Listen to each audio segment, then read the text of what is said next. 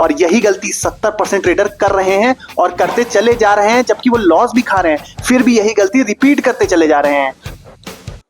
सोचो, आप trading start करते हो फुल कॉन्फिडेंस के साथ, चार्ट लगाते हो, इंडिकेटर्स लगाते हो और एकदम रेडी हो जाते हो पैसा बनाने के लिए। लेकिन सच तो ये है कि 95% ट्रेडर्स मार्केट में पैसा गवा देते हैं। और इससे भी ज्यादा शॉकिंग ये बात है कि ये आपके गलत एनालिसिस की वजह से नहीं होता, बल्कि ट्रेडिंग साइकोलॉजी और डिसिप्लिन के ना होने की वजह से होता है। तो इस वीडियो को एंड तक जरूर देखना, क्योंकि मैं इसमें 3 स्टेप मिस्टेक बताने वाला हूं, जिसमें स्टेप बाय स्टेप मार्केट से ट्रेडर आउट हो जाते हैं। पहली स्टेप में 70%, दूसरी स्टेप में 20% और आखिरी वाली स्टेप में जो बचे कुचे 10 में से वो 5% आउट हो जाते हैं और बचते हैं सिर्फ 5% ट्रेडर प्रॉफिटेबल।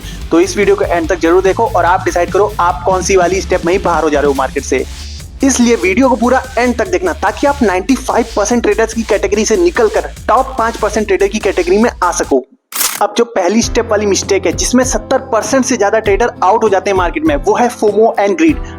अब देखिए, आप एकदम प्लान बना के बैठे हो कि मार्केट में जब भी ब्रेकआउट होगा आप रीटेस्ट पे ही एंट्री लोगे, उससे पहले एंट्री नहीं लोगे। लेकिन जैसे ही मार्केट आपको यहाँ पे एक ग्रीन कैंडल दिखाता है, ठीक है, आप यहाँ तो वेट कर लेते हो, लेकिन जैसे ही एक और ग्रीन कैंडल बनती है, आपका सब्र यहीं पे टूट जाता है। आप कुछ भी नहीं देखते, ना कुछ सोचते, उसके बाद ग्रीड में आके कहीं ये मूव मुझसे छूट ना जाए, बस इस वजह से आप इस जगह पे एंट्री ले लेते हो।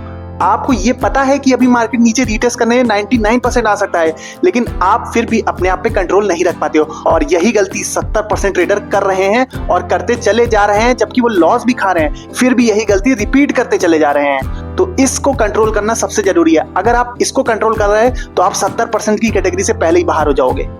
अब इसका देखो सॉल्यूशन तो सिंपल सा ही है कि आप जब तक मार्केट यहाँ पे एक बार रिटेस्ट ना कर ले, तब तक एंट्री मत ही प्लान करो। लेकिन ये हो ही नहीं पाता लोगों से। लेकिन अगर आपको 95% की कैटेगरी से बाहर आना है और 5% जो कर पाते हैं इन चीजों को फॉलो, उनकी कैटेगरी में जाना ही पड़ेगा, तभी आप एक प्रॉफिटेबल ट्रेडर बन पाओगे। और मैं यही बोल रहा था कि आपकी एनालिसिस की वजह से आपका लॉस नहीं होता, क्योंकि यहाँ पे आपकी ट्रेडिंग साइकोलॉजी जो होती है, माइंड जो होती है, ग्रीड जो होती है, उसको नहीं कंट्रोल कर पाते हो ना, इस वजह से लॉस होता है। तो मैं यही कहूंगा कि रीटेस्ट का वेट करो, भले आपसे ही मूव छूट जाए, भले आपसे ही मूव छूट जाए, मार्केट ऐसे ऊपर चलता चला जाए, ठीक है, छोड़ दो, लेकिन लॉस नहीं होना चाहिए, ठीक है।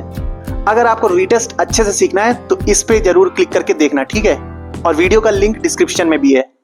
अब ये जो पहली स्टेप की मिस्टेक है, इसी में मार्केट 70% लोगों को मार्केट से आउट कर देता है। अगर आप यही वाली मिस्टेक करके मार्केट से रोज आउट हो रहे हो तो कमेंट में जरूर बताओ। और जो बाकी के लोग हैं, अब वो अगली स्टेप वाली मिस्टेक को गौर से देखें और जिस भी मिस्टेक में वो आउट होते हो कमेंट में जरूर बताना उस समय, ठीक है। तो चलिए अगली स्टेप पे आते हैं। अब जो नेक्स्ट स्टेप वाली मिस्टेक है, जिसमें मार्केट और 20% लोगों को आउट कर देता है मार्केट से, मतलब 70% तो पहले स्टेप में आउट हो गए और जो अगले 20% है वो इस स्टेप में आउट हो जाते हैं, वो है लैक ऑफ डिसिप्लिन। अब देखिए, जब मैंने शुरू किया था तो मेरे साथ भी होता था। अगर आप इससे रिलेट कर पाओ तो कमेंट में जरूर बताना।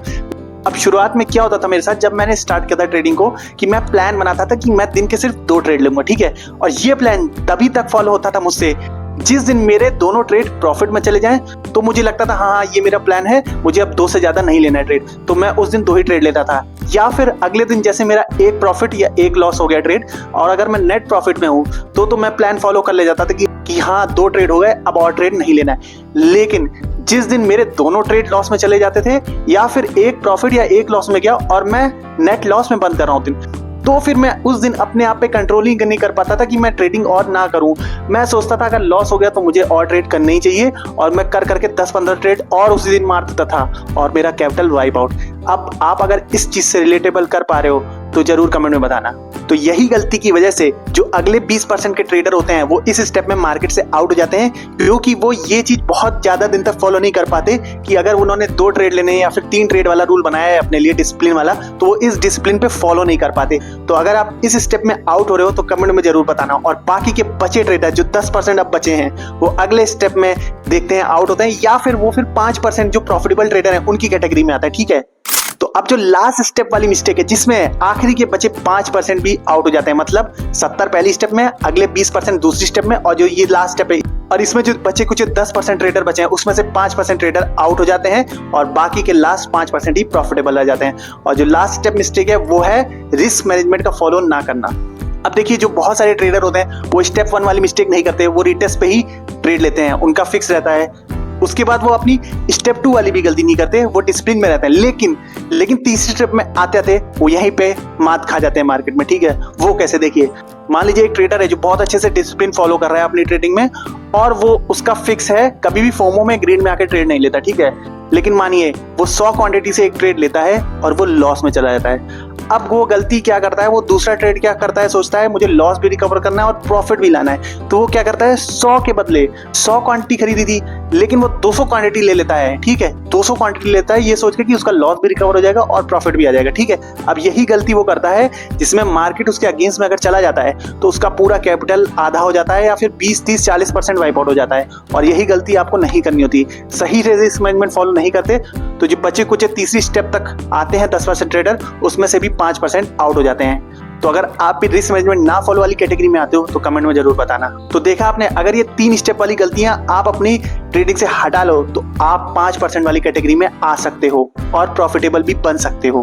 तो मुझे कमेंट में जरूर बताओ आप कौन सी वाली स्टेप वाली मिस्टेक में मार्केट से आउट हो रहे हो।